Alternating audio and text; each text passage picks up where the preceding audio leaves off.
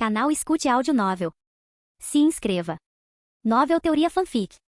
Fanfic One Piece, o Lunariano mais forte. Parte 16. Capítulo 149. Em breve, sob a orientação de Hold, a altiva Van mudou seu curso, rumando para a terra do amor e da paixão, Dressrosa. Descobriu-se que a visão anterior de Louis não estava totalmente correta. Mesmo podendo voar pelos céus com a Van em certos momentos específicos, ele ainda precisava da orientação de um navegador. Por exemplo, desta vez, sem a ajuda de Hold, provavelmente Louis e os outros teriam levado muito tempo para encontrar Dressrosa. Dentro da caverna de nuvens, no gigantesco salão de jantar, Louis informou a todos sobre sua decisão de tomar Dressrosa, que estava ocupada por um Shichibukai, e usá-la como base temporária. Em outras palavras, a viagem dos piratas do Arcanjo seria interrompida ali. Ao ouvirem isso, todos ficaram pensativos, mas ninguém expressou uma opinião diferente. Porque em muitos casos a palavra do capitão não podia ser desobedecida. Mencioná-la aos seus parceiros e subordinados era apenas uma forma de notificação, não de consulta. Então, ao sinal de Louis, Daisbonet se pronunciou, explicando a todos as informações sobre o Shichibukai que ocupava a Ilha do Flamingo e a família Don Quixote que ele havia fundado. Como um famoso assassino do Mar do Oeste, as habilidades de coleta de informações de Daisbonet eram excepcionais.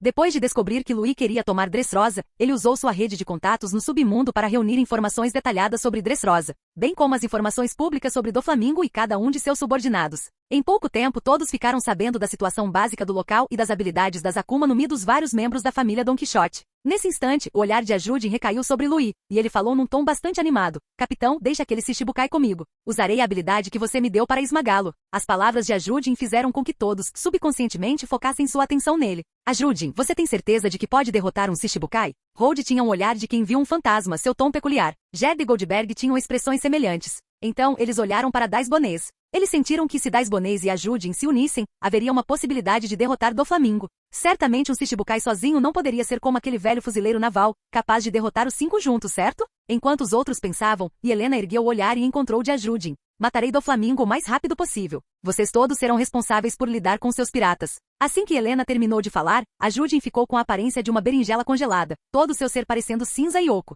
Vendo isso, Helena lançou-lhe um olhar de desculpas. Então, olhou ao redor para os vários gigantes e disse em tom solene, escutem bem. Ficaremos estacionados lá por um período de tempo. Portanto, embora garantam sua própria segurança, controlem seu poder destrutivo o máximo possível. Ao ouvir isso, Uta, que não havia prestado atenção aos detalhes porque não planejava participar da batalha, ficou surpresa. Ela lançou um olhar surpreso para Helena, um pensamento estranho lhe ocorrendo. Não deveríamos simplesmente demolir tudo e usar a habilidade de Louis para reconstruir algo que combine com a estética dele? Por que evitar destruir o lugar? Jed e os outros ficaram atônitos, mas assentiram com compreensão. Entendido. Faremos o possível para desenhar o campo de batalha fora da cidade. Ao ver isso, um sorriso suave surgiu no rosto de Helena. Na verdade, havia outro propósito em fazê-los controlar seu poder destrutivo, evitar baixas entre os cidadãos devido às consequências da batalha. Essa era uma medida inútil. Originalmente, Helena pensava que Dressrosa era uma nação puramente pirata, com piratas por todos os lados e sem inocentes. A princípio, Helena planejava entrar sozinha, transformar Dressrosa em um deserto congelado, matar Doflamingo e seus homens e acabar com tudo.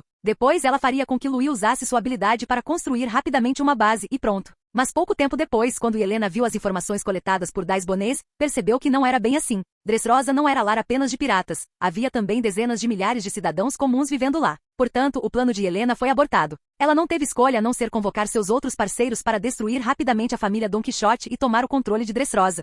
Louis, vendo que os preparativos em relação a Dressrosa estavam concluídos, informou o grupo sobre o Chique do Leão Dourado. Depois que conquistarmos Dressrosa, encontrarei o Chique do Leão Dourado lá. Essa notícia deixou o grupo atônito por um momento. Então, eles finalmente perceberam o que Louis estava dizendo, e estranhas luzes brilharam em seus olhos, uma após a outra. Chique, o Leão Dourado. Um nome famoso. Na era anterior, ele era um monstro à altura de Roger e Barba Branca. Contudo, suas expressões não mudaram muito, talvez porque confiassem bastante na força de Louis, ou talvez porque, ao seu lado, já tivessem visto muitas figuras famosas do mar e até mesmo lutado com algumas delas. E agora, o Leão Dourado, há muito desaparecido, iria se encontrar com Louis. Além de surpreendê-los um pouco, isso já não era suficiente para chocá-los. Enquanto isso, em Dressrosa, no Planalto do Rei, no solene e magnífico Palácio Real, um homem de cerca de 5 metros de altura, usando um chapéu de abas largas com 2 marcas vermelhas no rosto e vestido como um homem primitivo, caminhava lentamente. Sob os olhares respeitosos dos guardas e criadas, ele se dirigiu para as profundezas do palácio, onde Doflamingo se encontrava. Logo em seguida, ele chegou em frente ao quarto de Doflamingo e bateu levemente na porta. Toque, toque. Entre Diamond, disse a voz impassível de Doflamingo, vinda de dentro da sala. Diamond o ouviu, empurrou a porta e entrou direto no quarto. Seus olhos se fixaram na janela e ele imediatamente avistou a figura do senhor daquele país, Don Quixote Doflamingo. Naquele momento, ele vestia seu casaco de penas rosa e seus característicos óculos escuros. Seus olhos, através do vidro, observavam silenciosamente a cidade movimentada lá embaixo. Doflamingo sentiu os passos atrás de si e perguntou com uma expressão vazia: Diamond, o que te trouxe aqui? Diamond, vestido como um chefe tribal, deu um passo lento à frente e entregou uma informação a Doflamingo. Dof, algo muito interessante acabou de acontecer. Algo interessante? Ao ouvir isso, Doflamingo desviou o olhar da janela, virou-se e pegou o relatório. Ao ver Doflamingo receber o relatório, Diamond esboçou um sorriso exagerado.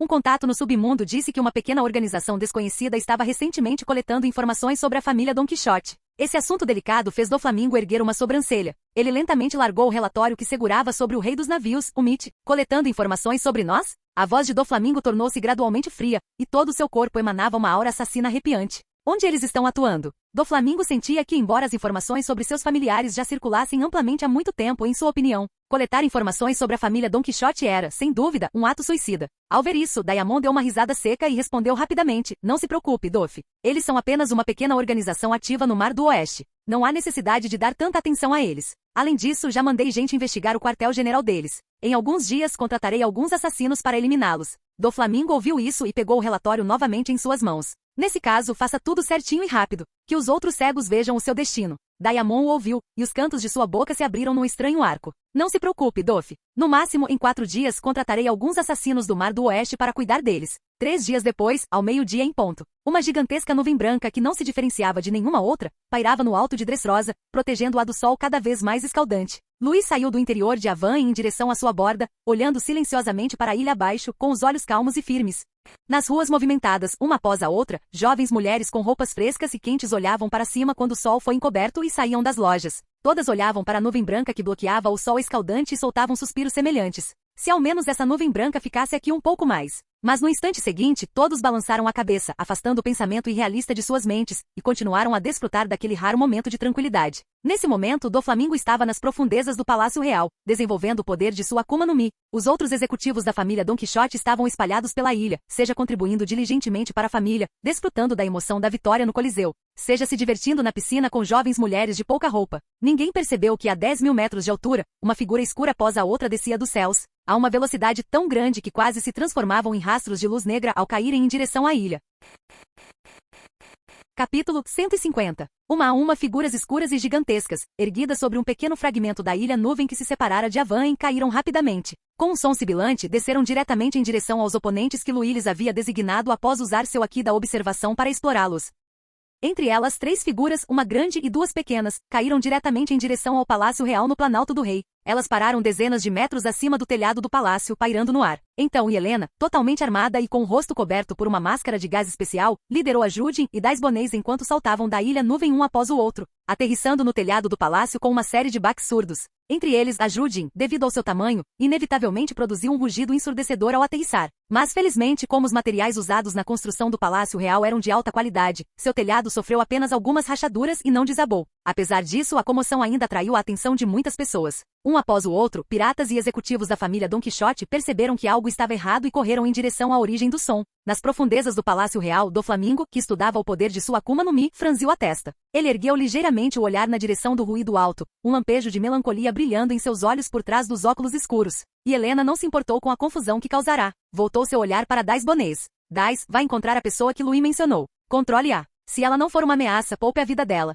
Dais Bonês a ouviu e assentiu com a cabeça, virando-se para sair sem dizer uma palavra. Então, Helena se virou para Judin e disse casualmente: Estamos ansiosos pela sua apresentação. Ao ouvir isso, um sorriso se espalhou lentamente pelo rosto de Judin, e seu corpo irradiava um intenso espírito de luta. Nesse instante, um após o outro, piratas armados com espadas e armas de fogo chegaram de todas as direções, alcançando o topo do palácio. O grupo de soldados olhou para o homem de quase 20 metros de altura, com capacete, peito nu e longos cabelos negros soltos, e por um momento ficaram atônitos. Levaram um tempo para reagir e inconscientemente, deram alguns passos para trás, com suor frio escorrendo de suas testas. Um gigante. Essa aparência é o deus soldado gigante Ajudin com uma recompensa de 450 milhões de belis. De repente, um pirata que empunhava uma arma começou a tremer, com um olhar de profundo terror em suas pupilas. Ele apontou trêmulo para um local não muito distante e soltou um grito apavorado. É o destruidor de nações. Com uma recompensa de mais de 1,4 bilhão de belis. Ao ouvir isso, a multidão, inconscientemente, seguiu o dedo apontado do camarada. Uma figura com mais de 3 metros de altura, completamente coberta por uma armadura pesada,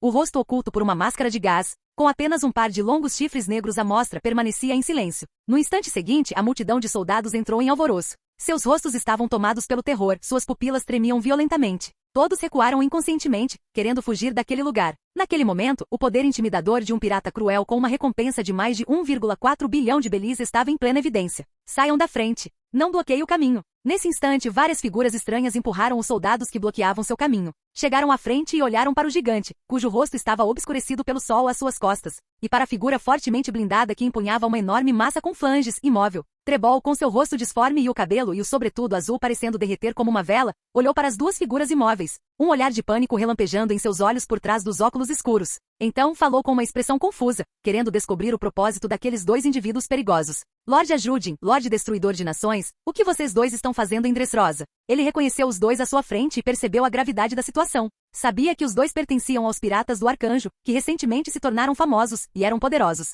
Seu capitão era um monstro formidável com uma recompensa de 3,7 bilhões de belis, forte o suficiente para rivalizar com os 3 maiores pesos pesados. O motivo de não terem se tornado o quarto maior poder não era a falta de força do capitão, mas sim o tamanho reduzido da tripulação, cuja força não se comparava à dos 3 monstros mais poderosos. Ao lado de Trebol, um homem de porte atlético com adornos dourados e espinhos nos ombros, cerrou os punhos e encarou os dois em silêncio. Diante disso, Ajudin instalou os nós dos dedos, um sorriso se espalhando pelo seu rosto, mas ele não tinha intenção de responder. Encarando a pergunta de Trebol, ele respirou fundo e então desferiu um soco com seu punho gigante, acompanhado por um assobio enquanto voava em direção ao grupo de inimigos. Na frente, as expressões de Trebol e Pika mudaram drasticamente. Eles se viraram e fugiram, sem nenhuma intenção de receber o soco de frente. Bum! O punho gigante atingiu o topo do palácio sem hesitar. Um impacto semelhante ao de um meteoro irrompeu, lançando um pirata após o outro pelos ares. Com um só golpe, o Palácio Real estremeceu violentamente e inúmeras rachaduras se espalharam. O rugido ensurdecedor ecoou por toda Dressrosa, deixando os cidadãos e piratas da cidade perplexos enquanto olhavam para a origem do som.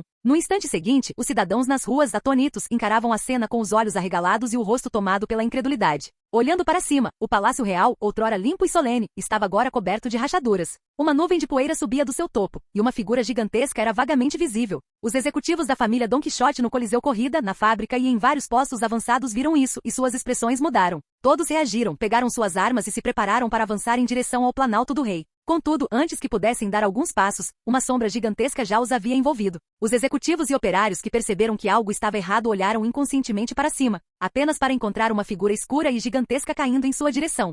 É um gigante. Corram! Os piratas, antes agressivos, fugiram em pânico, com as pernas quase num borrão. Bum! 3 estrondos altos soaram simultaneamente de diferentes direções na ilha. O impacto da queda dos gigantes lançou centenas de grunhidos piratas pelos ares. Um após o outro, os quartéis dos grunhidos desmoronaram, e poeira se levantou por toda parte. Em meio à poeira, armas gigantescas como espadas longas, machados de batalha e canabo emergiram da fumaça e se abateram sobre os executivos que reagiam gradualmente. Bum! Por um tempo, estrondos enormes continuaram a ecoar, reverberando por toda a ilha. Em uma fábrica gigantesca, uma gigante loira, alta porém relativamente esbelta, empunhando um machado enorme, saiu da fumaça e da poeira. Ela brandiu ferozmente um machado de batalha de lâmina única, partindo ao meio as balas de canhão que voavam em sua direção, uma a uma e então, com um golpe de costas, golpeou um grupo de soldados com o machado. Rachadura! A enorme praça estava coberta por inúmeras rachaduras. O chão cedeu e depois se desintegrou centímetro por centímetro, lançando centenas de soldados, juntamente com o executivo de baixo escalão da família Don Quixote, pelos ares. Em um local que não havia sido afetado, um pirata de aparência estranha observava a cena com um temor persistente. Aquele é o Rosa de Ferro Gerd dos Piratas do Arcanjo, murmurou ele.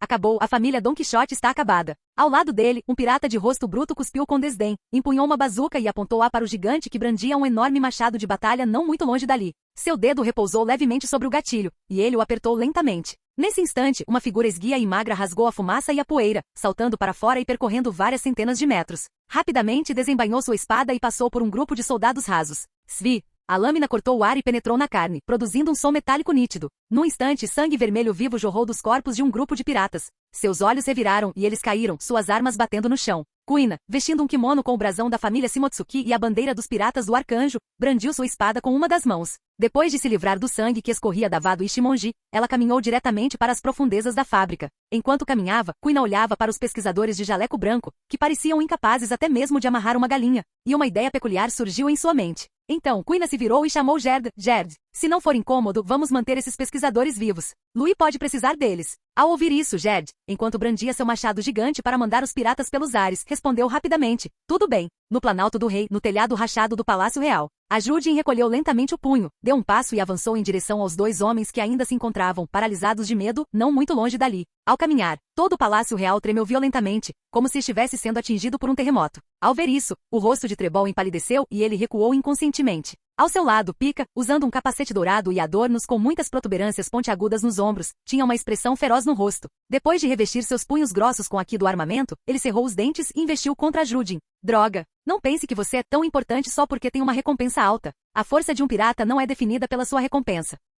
Uma voz aguda e cômica soou, ecoando nos ouvidos de Helena e a Judin e atraindo a atenção deles. E Helena seguiu a origem do som e olhou para o homem musculoso e corpulento que emitia um som agudo e cômico, destoando de sua aparência, e ficou brevemente em silêncio. Por fim, após se maravilhar com a biodiversidade marinha, balançou a cabeça em silêncio. Então, os olhos de Helena, por baixo da máscara de gás, pousaram na entrada não muito distante, e seus olhos escarlates se estreitaram ligeiramente. À sua frente, a Judin observava a cena bizarra e inconscientemente pensou nas escamas rosadas de seu próprio dragão. Por um instante, uma sensação de miséria compartilhada o invadiu. Esse cara, ele deve ter recebido muitos olhares estranhos, não é? Ao pensar nisso, o olhar de Judin tornou-se ainda mais penetrante. Ele revestiu seu punho gigante com aqui do armamento e o golpeou contra o corpo de Pika sem hesitar. Bum! Este soco foi muito mais poderoso que o anterior. Arremessou Pika para longe, atravessando um canto do planalto do rei e aterrissando no deserto. Após um golpe, o olhar de Judin desviou-se e pousou no homem de nariz escorrendo não muito longe dali. A Judin não se deteve nele. Levantou outro punho e o desferiu diretamente contra o homem de nariz escorrendo. No entanto, no instante seguinte, um após o outro, finos fios se espalharam em forma de cruz, bloqueando diretamente o caminho do homem que suava e escorria ranho.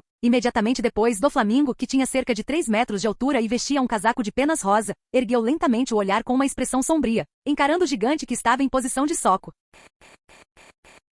Capítulo 151. O Shichibukai. Dom Quixote do Flamingo estava de pé sobre o telhado destruído do Palácio Real. Ele parou diante de seu principal executivo, manipulando os fios envoltos em aqui do armamento para se defender do punho de Judin. Então, Doflamingo ergueu a mão abruptamente, controlando os fios para repelir a Judin, forçando-o a recuar alguns passos e ajoelhar-se para se firmar. Talvez por medo do poder por trás de Judin, ou talvez ainda se apegando à ideia de negociar com aquelas pessoas que vieram por um motivo desconhecido. Doflamingo não prosseguiu com o ataque. Em vez disso, permaneceu à distância, observando a Judin friamente. Membros dos Piratas do Arcanjo, qual o propósito de sua vinda a Dressrosa? O que esse arcanjo precisa de personagens insignificantes como nós? Na visão de Doflamingo, essas pessoas certamente não os teriam atacado sem motivo. Devem ter vindo com uma missão, querendo obter algo dele ou precisando que ele fizesse algo para elas. O ataque repentino serviu apenas para estabelecer domínio, intimidá-lo com força e coagi-lo a trabalhar para elas. Diante disso, Doflamingo pensou que já estava cansado desse jogo, não poderia estar mais familiarizado com ele. No entanto, a Judin apenas lançou um olhar indiferente para Doflamingo e respondeu em tom casual: nossos objetivos não têm nada a ver com você. Não tem nada a ver conosco? Assim que a Judin terminou de falar, uma veia saltou na testa de Doflamingo e ele riu de pura raiva. Vocês atacam nosso território de repente, destroem nossa propriedade e depois me dizem que isso não tem nada a ver conosco? A raiva de Doflamingo se acendeu instantaneamente. Ele não se importava com mais nada. O outro lado já havia atacado sua casa, insultando-o nominalmente. Ele ainda precisava se preocupar com o poder por trás deles? Que piada! 5 cordas coloridas. No instante seguinte, cordas afiadas saíram dos dedos de Doflamingo e dispararam diretamente em direção a Judin. Nesse instante, o som de passos pesados ecoou na fumaça e na poeira, aproximando-se lentamente na direção de Doflamingo. Conforme os passos se aproximavam, um frio cortante rasgou a poeira, espalhando-se à distância. Instantaneamente congelou as cordas que golpeavam a Judin e, com força inabalável, transformou todo o Palácio Real em uma terra de gelo e neve. Essa cena fez com que o rosto já sombrio de Doflamingo ficasse tão negro quanto o fundo de uma panela. Ele virou a cabeça bruscamente e olhou para a figura fortemente blindada que se aproximava gradualmente com uma massa com flanges, quase dizendo entre dentes cerrados: Destruidor de nações. Ao grito de Doflamingo, Helena não respondeu. Ela apenas permaneceu ali sob o olhar dele, erguendo parcialmente seu martelo de guerra destruidor de mundos e envolvendo-o em um poderoso aqui do armamento e uma névoa cinzenta. Com um único olhar, as pupilas de Doflamingo se contraíram ao tamanho de um furo de alfinete. A raiva e a relutância em seu rosto desapareceram num instante, e ele ficou estranhamente quieto. Ele podia sentir. Aquela massa gigante com flanges, que parecia um canabo, estava lhe causando uma sensação extremamente intensa de crise. Um som de respiração rouca emanava dos 2 filtros da máscara de gás, e junto com ele, 2 nuvens visíveis de fumaça branca. No instante seguinte, Helena e sua figura desapareceram instantaneamente do local, deixando apenas o fluxo de ar perturbado e os destroços voando pelos ares. Quando reapareceu, seus chifres negros e retos de Oni e seus galhadas grotescas e retorcidas já se refletiam nos óculos de sol de Doflamingo. Antes que ele pudesse reagir, o martelo de guerra gélido destruidor de mundos, acompanhado por um estrondo de trovão aterrador e envolto em relâmpagos aqui e um fluxo de luz cinza, já se precipitava em direção ao seu corpo. Bum! Ouviu-se um som semelhante a um trovão em um dia claro. Um enorme impacto criou uma onda de choque em forma de anel na atmosfera. O relâmpago aqui dissipado e a onda de choque se combinaram, despedaçando um lado do Palácio Real à distância e transformando-o em fragmentos voadores em forma de disco. Com um único golpe, Doflamingo não apenas sentiu a dor em seu corpo, mas também experimentou a dor excruciante de sua alma sendo dilacerada, fazendo seus olhos revirarem enquanto ele quase desmaiava. Sangue jorrou de sua boca, espalhando-se pelo ar e tingindo suas roupas de vermelho. Sovosh, seu corpo ensanguentado como um pedaço de pano, rasgou a barreira do som e com um assobio penetrante, caiu na vastidão de Dressrosa,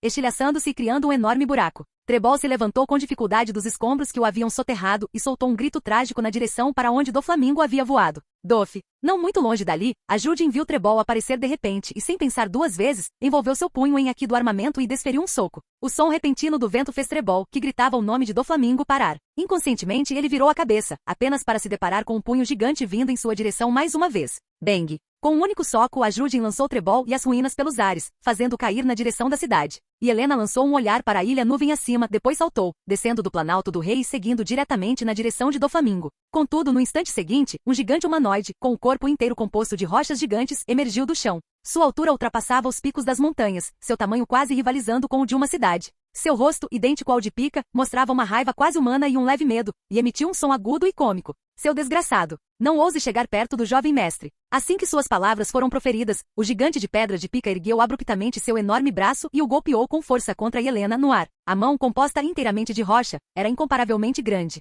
Ela pressionou Helena de cima como uma nuvem escura que obscurece o céu, caindo repentinamente. E Helena empunhou seu martelo de guerra e cruzou a atmosfera. Diante da mão gigante que a pressionava, ela apenas lançou-lhe um olhar de relance antes de desviar o olhar, sem lhe dar mais importância. Pika, escondido na rocha, viu a figura fortemente blindada sem se esquivar, e um lampejo de alegria brilhou em seus olhos. Embora não tivesse a capacidade de envolver um gigante de pedra do tamanho de uma montanha com aqui do armamento, seu corpo extremamente maciço era sua arma mais terrível. A massa da rocha só perdia para a do aço, e o peso de um de seus braços já havia atingido um nível astronômico. Uma vez que atingisse um inimigo, certamente o derrotaria. Lá embaixo na cidade, os cidadãos que fugiam em todas as direções por causa dos sucessivos estrondos e tremores olharam para o gigante de pedra que obscurecia o céu, e todos foram tomados pelo desespero. Sentiram a morte se aproximando silenciosamente. Quando Pika já tinha certeza da sua vitória, o inesperado aconteceu. Uma após a outra, nuvens e névoa se espalhavam rapidamente, envolvendo metade do corpo do gigante de pedra. Então, sob os olhares desesperados dos cidadãos, de dentro das nuvens brancas e da névoa, uma mão gigante com garras afiadas irrompeu.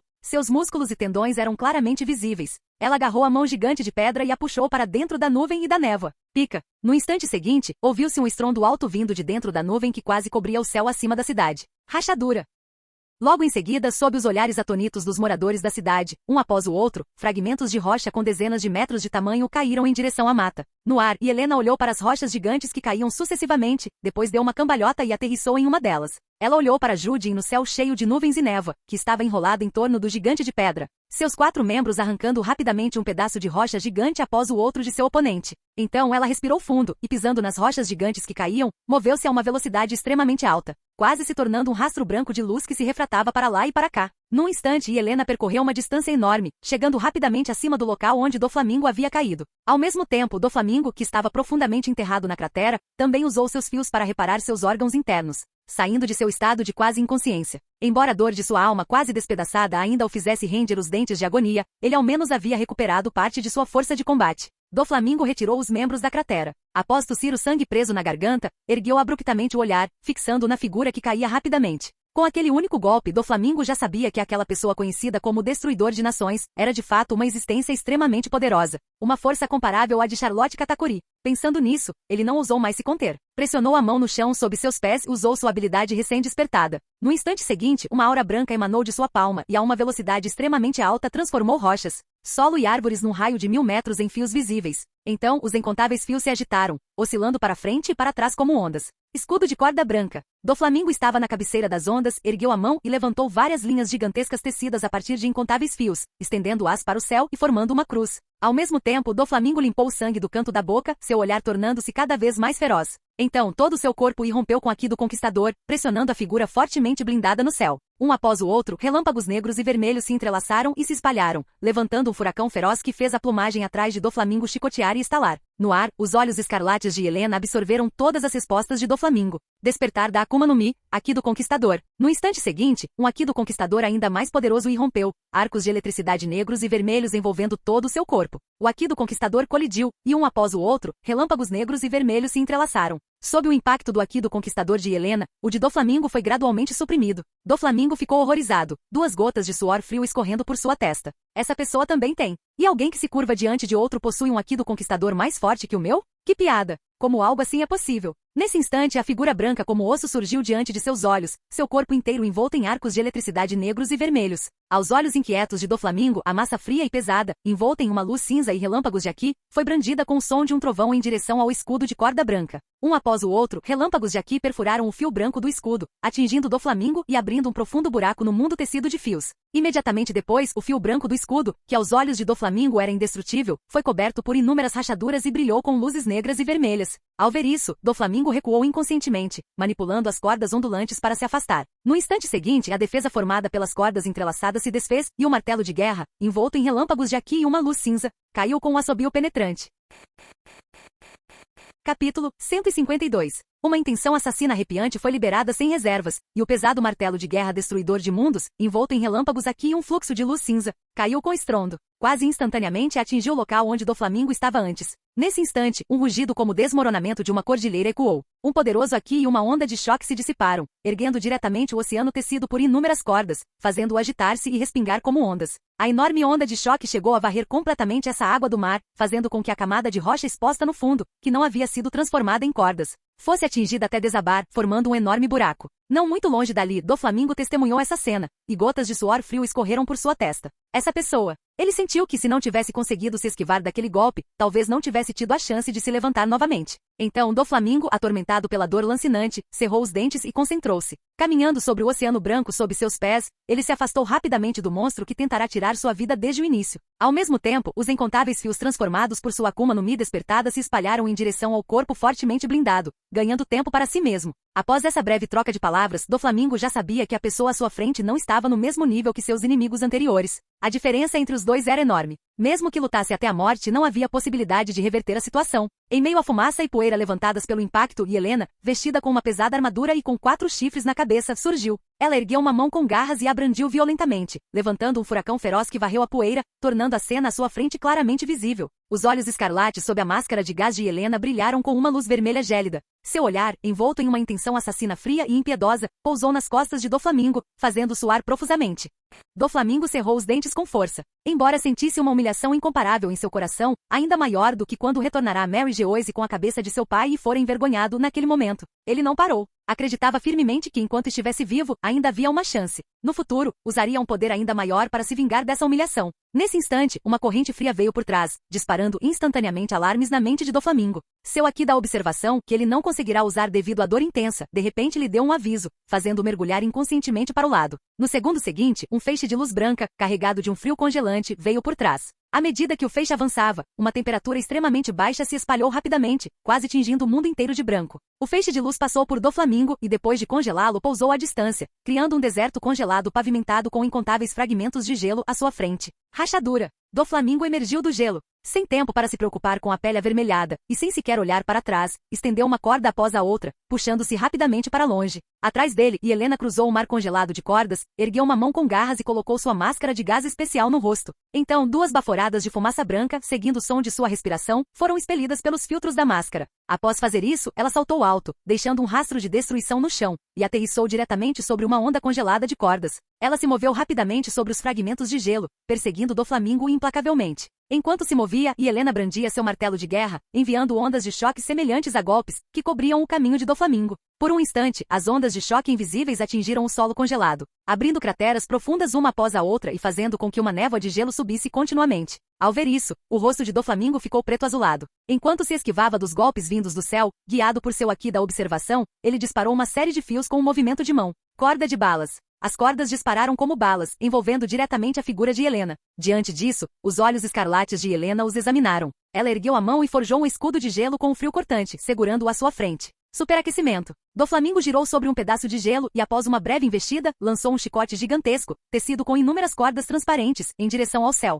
O chicote rasgou a atmosfera, roçou o escudo instantaneamente, abrindo um corte liso como um espelho, e então atingiu Helena, que o perseguia em alta velocidade. No ar, os olhos de Helena se estreitaram ligeiramente. Ela ergueu seu martelo de guerra destruidor de mundos, revestiu-o com Aki do armamento e o segurou diretamente à sua frente, bloqueando o golpe. Doflamingo viu isso e rapidamente se virou, levando sua resistência ao limite enquanto voava para longe. As cordas geradas por sua habilidade da Akuma no Mi colidiram violentamente com o aço frio no ar, criando uma chuva de faíscas. No instante seguinte, o golpe, poderoso o suficiente para atravessar inúmeros prédios, explodiu.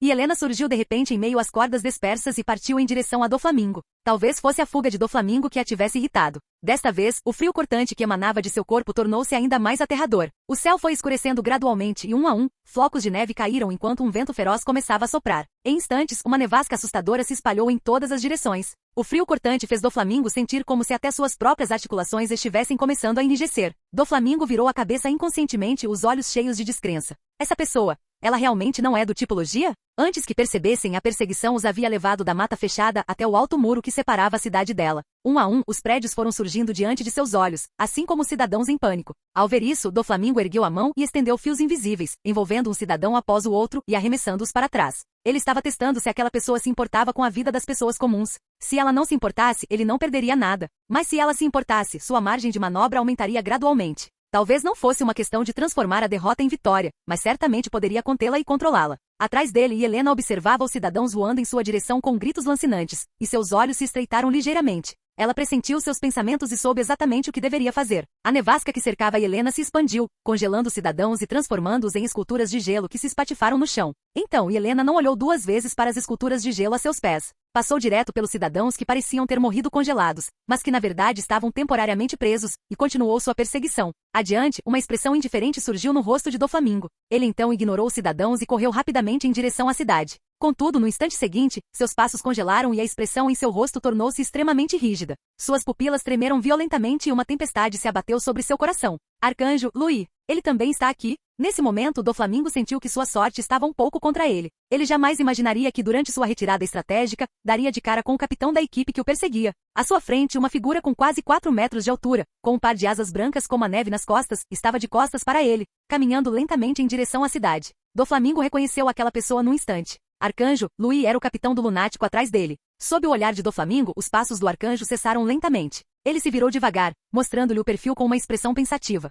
Doflamingo se virou silenciosamente e encarou a figura fortemente blindada que caminhava pela nevasca. Diante daquela pessoa, Doflamingo sentiu que ainda tinha uma rédea de chance. Mas se continuasse avançando, certamente morreria. Embora estivesse no Novo Mundo havia apenas alguns anos, ele já possuía um conhecimento considerável sobre os monstros de nível superior. Eles estavam em outro patamar de existência. No instante seguinte, Doflamingo respirou fundo e, mais uma vez, usou sua habilidade recém-despertada, transformando tudo sob seus pés em fios pulsantes. Então abriu as mãos, manipulando milhares de fios para que emergissem dos fios brancos sob seus pés. Após revesti-los com aqui do armamento, eles dispararam formando as asas de um flamingo, cercando o inimigo que se aproximava gradualmente. À frente, uma cabeça com cabelo bicolor e fones de ouvido especiais surgiu diante de Louis, observando com grande interesse a cena que se desenrolava atrás dele. Então, Uta ergueu a mão e tocou o queixo, com um sorriso travesso no rosto. Que azar esse Shichibukai. Logo em seguida nos encontrar. Senão, essa perseguição poderia ter durado mais um tempinho. Aos olhos de outros, aquilo poderia ter sido um cerco premeditado por parte de Louis. Mas para Uta, que acabará de descer dos campos de girassóis com ele, tratava-se de um encontro puramente trágico e fortuito,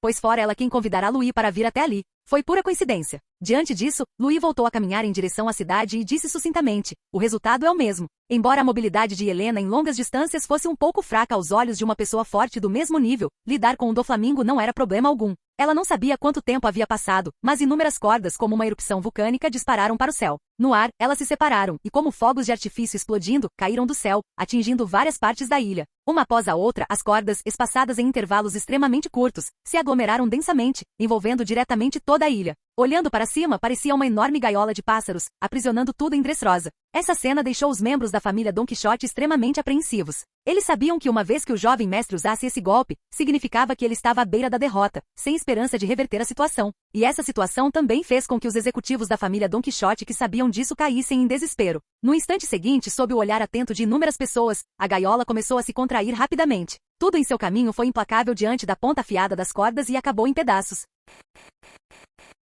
Canal Escute Áudio Novel. Capítulo 153. Em meio à nevasca, Helena, em sua forma híbrida de besta, abriu a boca e uma voz rouca saiu através de sua máscara de gás especial. Uma luta desesperada. Será que isso tem algum significado? E Helena sacudiu os fragmentos de gelo carmesim de seu martelo de guerra e, com uma postura casual, caminhou em direção a Doflamingo, que respirava pesadamente e estava meio ajoelhado no chão. Diante dela, Doflamingo, coberto de sangue, sentindo como se sua alma tivesse sido despedaçada, ergueu a mão para limpar o sangue do canto do olho. Abriu os olhos avermelhados de sangue e encarou ferozmente a figura fortemente blindada à sua frente. Então, um sorriso insano e neurótico surgiu em seu rosto. Fufufufufu. Embora eu não saiba o que você quer de mim, não deixarei nada para você. Apenas observe. A gaiola de pássaros cortará todos na ilha, os prédios e tudo no Palácio Real em pedaços. Você não conseguirá nada. Em sua breve troca de golpes, Doflamingo usou quase todos os seus truques, mas nenhum surtiu efeito significativo. A pessoa à sua frente era como um monstro. Seu físico, Haki e habilidade da Akuma no Mi eram muito superiores aos dele. Ela acabará de brandir uma massa com flanges, despedaçou seu orgulho e autoestima, e então os pisoteou com seus cascos de cervo cobertos de gelo.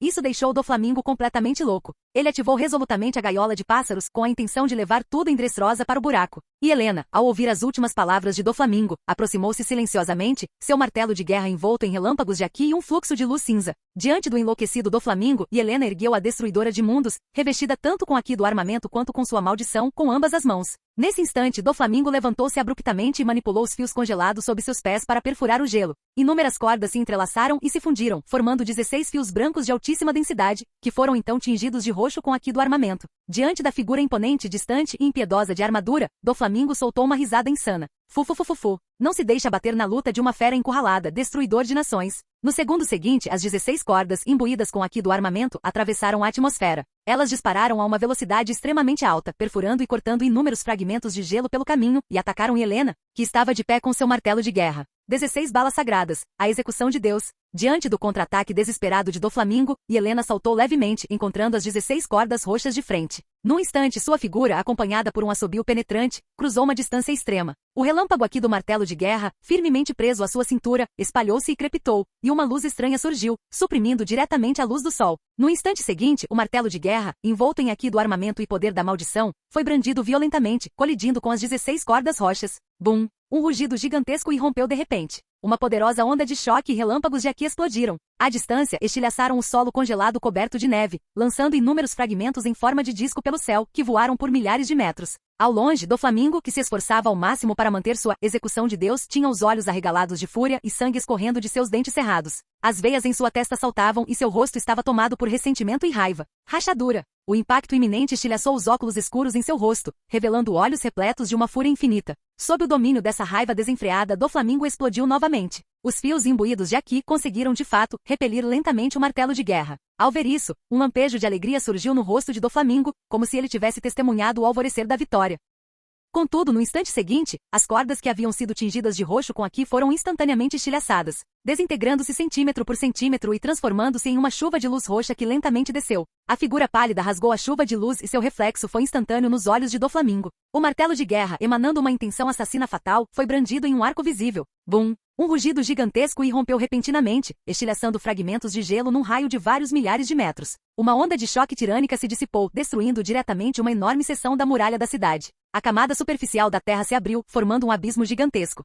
A enorme comoção fez toda a ilha tremer, e todos estremeceram. Uma série de pensamentos sinistros se espalhou pelos corações dos membros da família Don Quixote. O jovem mestre, ele não poderia ter falhado, poderia? Nesse instante, todos os membros da família Don Quixote olharam inconscientemente para o céu, tentando avaliar o estado de seu jovem mestre a partir da gaiola. Contudo, com um único olhar, muitos deles se encheram de desespero. A gaiola, que ficava no alto do céu, envolvendo toda a ilha, estava agora se dissolvendo a uma velocidade visível a olho nu. Em um instante desapareceu por completo, deixando apenas as inúmeras rochas e construções que haviam sido cortadas pelas cordas. Essa cena fez com que muitos dos membros de baixa patente da família Don Quixote, instantaneamente e decisivamente, largassem suas armas e se rendessem com as mãos para cima. Para esses piratas de baixo escalão, esse não era um ato vergonhoso, mas sim sua forma de sobreviver. Os vários executivos, no entanto, ficaram ainda mais descontrolados. Depois de perceberem que Doflamingo havia sido derrotado, a maioria deles queria levar seus agressores junto com eles. No Palácio Real em ruínas, duas figuras se cruzavam e colidiam. Por onde passavam, quase tudo era cortado em pedaços por golpes afiados. Daisbonês havia transformado ambas as mãos em lâminas extremamente afiadas. Após revesti-las com Haki do armamento, lançou um ataque torrencial contra o homem alto à sua frente, que estava vestido como um chefe tribal primitivo. Não muito longe dali, duas irmãs de cabelos verdes observavam a cena aterrorizadas, com os olhos cheios de medo. A jovem de longos cabelos verdes, após uma breve hesitação, agarrou a irmã, querendo fugir por outra direção. Contudo, Daisbonês, enquanto imobilizava a oponente, lançou um olhar frio para as duas. Então, com um gesto casual, desferiu um golpe certeiro que cortou o corredor e atravessou o cômodo inteiro. A jovem chamada Monet viu isso, e o medo em seus olhos se intensificou. Ela não teve escolha a não ser puxar sua irmã de volta. Pouco tempo depois, Daisbonês, com seus dois braços transformados em lâminas espirais cruzadas em frente ao peito, passou instantaneamente pelo executivo principal, Diamond. Espiral Oca. Um corte agudo e espiralado surgiu, preenchendo instantaneamente os olhos do desprevenido Daimon e se espalhando por todo o salão.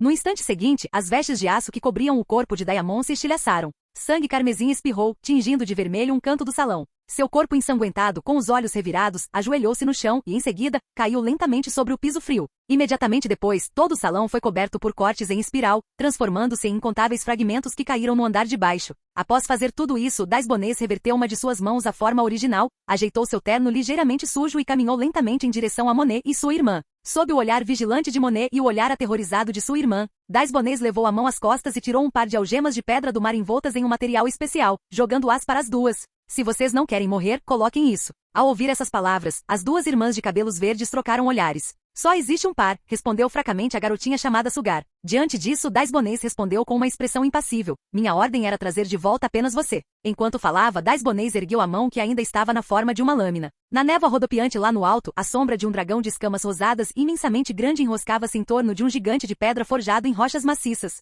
restringindo firmemente seus movimentos. Ajudin, em sua forma de dragão, abriu sua boca cavernosa, repleta de presas em forma de foice, e mordeu a cabeça do gigante de pedra. Em seguida, suas duas garras dianteiras musculosas irromperam repentinamente da névoa, agarrando o braço restante do gigante, suas unhas afiadas cravando-se profundamente nele. No instante seguinte, as duas garras de dragão de Ajudin irromperam com uma força extremamente tirânica, arrancando o último braço do corpo do gigante de pedra e arremessando-o do alto do céu para o deserto, criando um tremor semelhante a um terremoto e levantando uma nuvem de poeira que obscureceu o céu. Seu dragão rosa feio. A voz aguda de Pika soou mais uma vez de dentro do gigante de pedra. Essa observação mordaz fez o rosto de dragão de Ajudin se contrair levemente. Então ele estendeu uma enorme garra de dragão, rasgou a rocha espessa e alcançou o interior do gigante de pedra, procurando pela figura de Pika. Após a recente luta corpo a corpo, Ajudin já sabia que o verdadeiro corpo de Pika podia se mover livremente dentro do gigante de pedra, tornando-o difícil de encontrar. Nesse instante, a rocha no peito do gigante de pedra se contraiu, aumentando sua densidade e comprimindo a enorme garra de dragão em seu interior. Ao mesmo tempo, o pescoço do gigante de pedra se expandiu rapidamente, forçando Ajudin a soltar a mordida. Imediatamente depois, dois novos braços cresceram dos ombros do gigante de pedra. Eles abriram suas enormes mãos e agarraram o corpo maciço de dragão rosa de Ajudin. Ajudin olhou para as mãos gigantes que o agarravam, e seu olhar tornou-se cada vez mais frio. Uma luz perigosa e intensa se formou em sua boca cavernosa. No instante seguinte, Ajudin cravou sua outra garra diretamente no peito do gigante de pedra. Pika viu isso e gritou loucamente. É inútil. Tudo é inútil. Diante disso, o rosto de dragão de Ajudin revelou um sorriso zombeteiro. Ele estendeu sua cauda inferior e a enrolou em torno do gigante de pedra, que tinha a aparência de Pika. Rachadura. Com um estrondo alto, inúmeras rachaduras surgiram no gigante de pedra, partindo da altura do peito e se espalhando por toda a parte superior do corpo. Como isso é possível? A expressão de Pika mudou drasticamente. Bum! Um rugido ensurdecedor ecoou no ar. Ajudin, em sua forma de dragão, abriu suas garras e rasgou a parte superior do corpo do gigante de pedra altíssimo, arremessando-o para o alto e lançando inúmeras rochas gigantes pelos ares. Do lado direito do peito dilacerado, Pika foi lançado para fora, cambaleando ao vento, observando tudo aquilo incrédulo. Após despedaçar a parte superior do corpo do gigante de pedra, a cauda de dragão inferior de Ajudin enrolou-se na metade restante e a arremessou, enviando-a através da atmosfera para cair diretamente no mar. Após fazer tudo isso, os enormes olhos de dragão de Ajudin fixaram-se em Pika, que estava no ar. Ele abriu sua boca cavernosa e cuspiu uma chama escaldante, engolindo-o instantaneamente. Baque! Com um estrondo alto e Helena, em sua forma híbrida de besta, ergueu seu martelo de guerra, cortou o ar e aterrissou diretamente na borda do abismo gigante, observando silenciosamente o corpo sem vida abaixo. Capítulo 154. Ela não sabia quanto tempo havia passado, mas os rugidos repentinos foram diminuindo gradualmente. Todos os cidadãos de Dressrosa entenderam que aquela batalha, cuja causa desconheciam, havia chegado ao fim. Em frente ao Coliseu Corrida, um a um cidadãos aterrorizados emergiram de seus esconderijos, discutindo o incidente com as pessoas igualmente perplexas ao seu redor. Em meio à multidão, um homem robusto usando um capacete de aço olhava para o planalto do rei. O palácio real estava coberto de rachaduras e parecia prestes a desabar. Um lampejo de solidão brilhou em seus olhos. Nesse instante, uma comoção repentina irrompeu na multidão ao redor. Com uma série de suspiros, as pessoas recuaram uma após a outra, abrindo caminho no meio da rua. O homem com o capacete de aço viu isso e, inconscientemente, seguiu o olhar da multidão. No instante seguinte, seus olhos, escondidos pelo capacete, se arregalaram. Seus músculos faciais tremeram violentamente e ele mordeu o rosto com força. À frente do caminho desimpedido, uma figura com mais de 3 metros de altura, com chifres de oni negros como azeviche e totalmente armada, caminhava lentamente para a frente. Em uma das mãos, arrastava um cadáver ensanguentado, que deixava um longo rastro de sangue na larga estrada enquanto seguia sem pressa em direção ao Coliseu. Embora o cadáver estivesse encharcado de sangue, devido ao seu cabelo loiro curto e ao casaco de penas rosa, sua identidade era facilmente identificável. Será que é Sua Majestade o Rei? Em meio à multidão, uma série de exclamações de incredulidade ecoou repentinamente. Ninguém esperava que o Yaksha Celestial, que outrora salvara Dressrosa das mãos da família real Riku, morresse assim, sem mais nem menos. O gladiador, Rick, observava Doflamingo sendo arrastado como um cão morto, com os punhos cerrados e os olhos brilhando de alegria sem fim sob o capacete. Doflamingo, seu verme, você finalmente morreu. No centro dos olhares admirados e temerosos, a figura de Helena parou. Lentamente ela virou a cabeça para observar aquele homem que era claramente diferente dos outros, com um toque de confusão nos olhos. Mas logo voltou a atenção para o outro lado, e sob o olhar atento da multidão, entrou no Coliseu Corrida. Poucos minutos depois, outro evento estranho ocorreu em Dressrosa. Os inúmeros brinquedos que estavam espalhados pela ilha gradualmente se transformaram novamente em humanos. Imediatamente depois, as memórias dessas pessoas ressurgiram na mente de muitos. Por um instante, todo o país de Dressrosa mergulhou no caos mais uma vez. Não só isso, mas os piratas e espiões que originalmente pertenciam a outras forças, após recuperarem o controle de si mesmos, imediatamente usaram seus Dendemushis para relatar suas experiências e as informações que haviam coletado às suas respectivas organizações. Junto com isso, veio a notícia de que um dos Shichibukai, Doflamingo, estava morto, e que Dressrosa havia sido conquistada pelos piratas do Arcanjo. Em um instante, as informações sobre Dressrosa se espalharam por todo o Novo Mundo. Todas as potências que já haviam enviado espiões a Dressrosa agora sabiam o que tinha acontecido. Em Dressrosa, a situação caótica se intensificava cada vez mais, e já havia ocorrido derramamento de sangue. O gladiador Rick observava a cena, com os olhos escurecendo. Lentamente ele tirou o capacete, preparando-se para avançar e impedir que o caos se intensificasse. No entanto, naquele instante, uma figura com mais de 10 metros de altura surgiu com passos gigantescos no ponto mais visível da rua. O gigante, com uma espada longa nas costas, examinou os cidadãos e anunciou em voz alta para todos: a família Don Quixote desapareceu. A partir de hoje, Dressrosa será temporariamente a base dos piratas do Arcanjo. O gladiador Rick ficou surpreso, com um olhar sinistro nos olhos. O povo que derrotara o flagelo de Dressrosa era outro grupo de piratas, e agora eles haviam tomado o país para si. Por um instante, um pânico avassalador o invadiu, dominando completamente seu coração. Inconscientemente, ele quis dar um passo à frente e perguntar que tipo de regra o arcanjo imporia. No entanto, uma mão grande surgiu por trás dele e repousou em seu ombro. O gladiador Rick virou a cabeça inconscientemente e, ao mesmo tempo, desembainhou rapidamente a espada da cintura. No entanto, no instante seguinte, seus movimentos congelaram.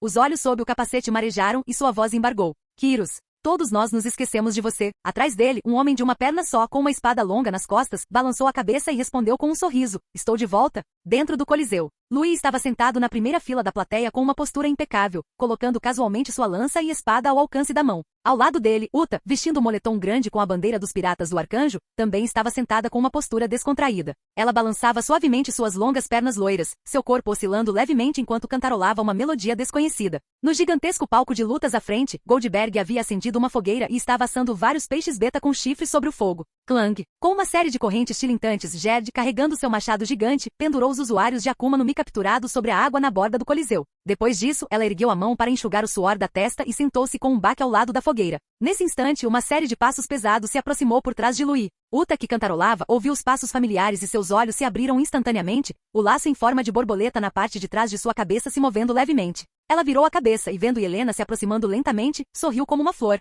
Isso já está resolvido, Helena? Diante disso, Helena tirou lentamente a máscara de gás especial do rosto e a pendurou na cintura. Sim, respondeu ela suavemente. A força dele não era tão grande quanto eu imaginava, então o derrubei rapidamente. Ao ouvir isso, Uta lançou um olhar inconscientemente para o cadáver que Helena arrastava e demonstrou repulsa. Por que você trouxe isso de volta? Diante disso, Helena refletiu por um instante e respondeu seriamente. Exibir o cadáver de um Shichibukai diante daqueles com segundas intenções serve para demonstrar nosso poderio militar. Dessa forma, teremos uma estadia muito mais pacífica enquanto estivermos aqui. Ao ouvir isso, Uta ficou momentaneamente atonita. Então, uma expressão de espanto surgiu em seu rostinho delicado. Quem nos provocaria? Louis virou a cabeça lentamente e falou com Helena, sorrindo. Bom trabalho, Helena. Diante disso, Helena ficou inicialmente surpresa, mas depois acenou com a mão.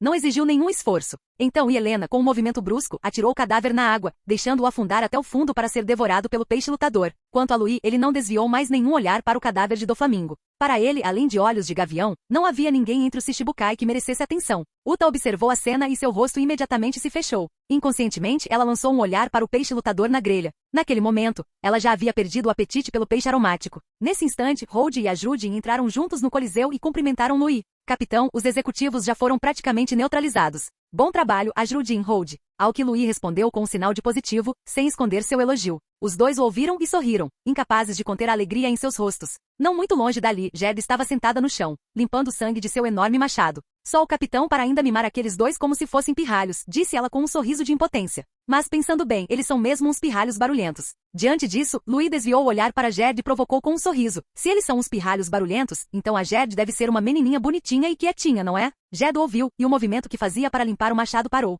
Ela balançou a cabeça, impotente, mas os cantos de sua boca se curvaram levemente para cima, e seus olhos se arregalaram em forma de crescente. Sinceramente. Ao lado dela, Goldberg, que estava pincelando o peixe lutador com molho, sorriu, revelando 2 fileiras de dentes brancos e grandes. Se bem me lembro, os 3 eram bem barulhentos quando pequenos. A isso Jed respondeu, irritado. Por falar nisso, você e Hold são mais de 10 anos mais novos do que eu e a Judin. Como ousam nos chamar de barulhentos? Louis viu isso e balançou a cabeça em silêncio. Então, ele disse pensativamente, em seguida ficaremos estacionados nesta ilha. Vocês têm algum pedido especial para Dressrosa? Diante disso, a Judin e os outros trocaram olhares e disseram em uníssono, esperamos manter este coliseu. O coliseu era enorme. Mesmo que os 4 lutassem entre si com espadas ali, não se sentiriam apertados. Era perfeito para eles, gigantes cujos corpos eram muito maiores que os de pessoas comuns, usarem para treinamento diário e lutas. Ao ouvir isso, Louis olhou ao redor de todo o coliseu e rapidamente compreendeu suas intenções. Sem problema, concordou prontamente. Então, ali perto, Uta abriu os braços, fez um grande círculo com os dedos e disse com um semblante animado, Louis,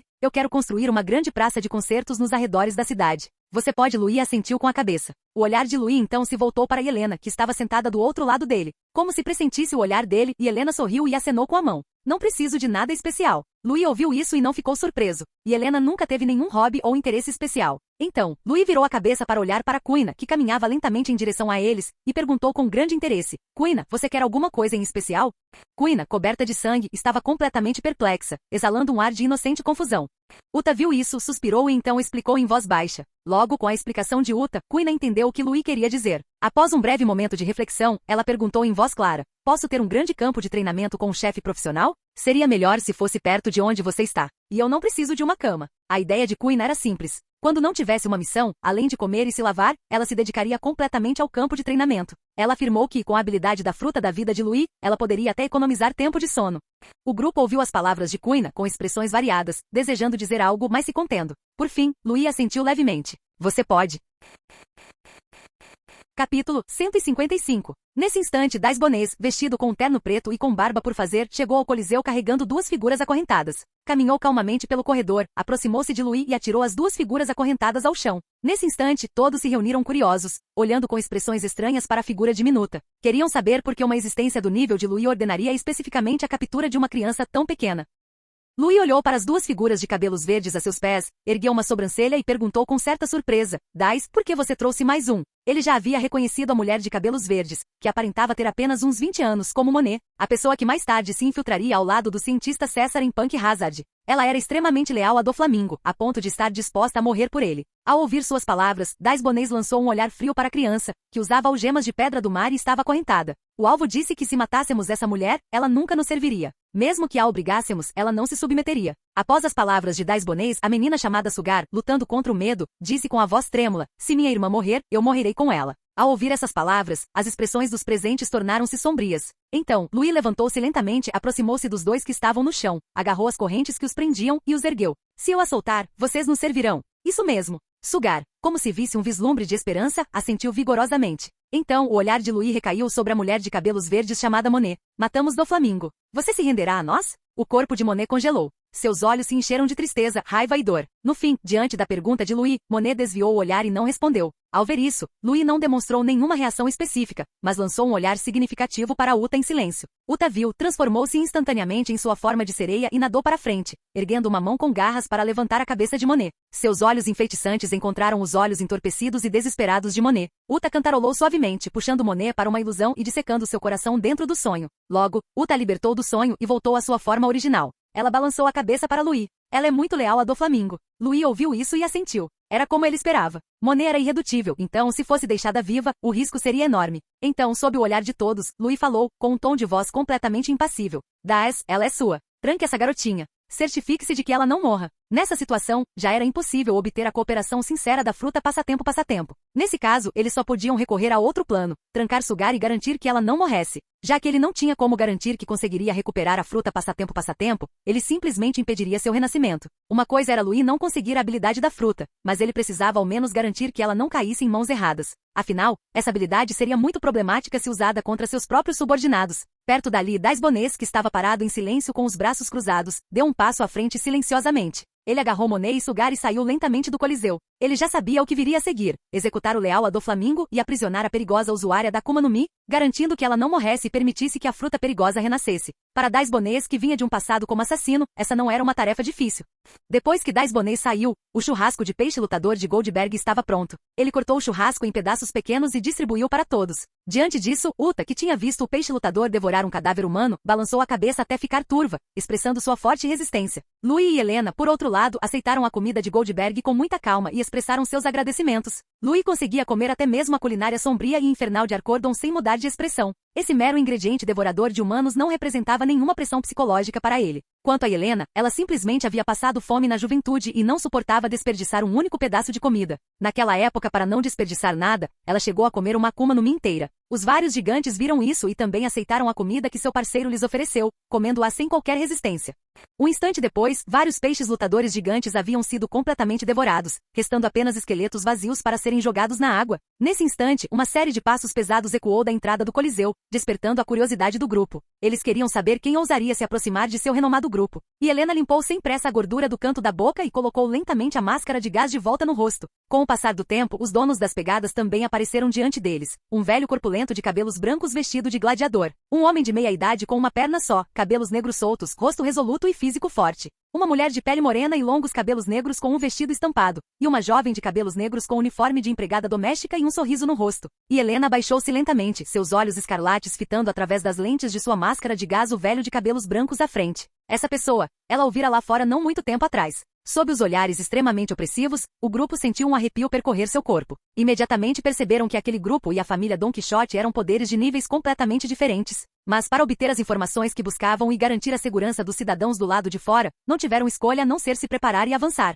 Essa estranha combinação se preparou e se apresentou diante de Louis e dos outros, mantendo uma distância que consideravam amigável e não ofensiva. O olhar de Louis percorreu o grupo à sua frente. Precisam de alguma coisa? Perguntou com grande interesse. Ele já havia vasculhado sua mente em busca de informações importantes com base em suas características e estimado suas identidades.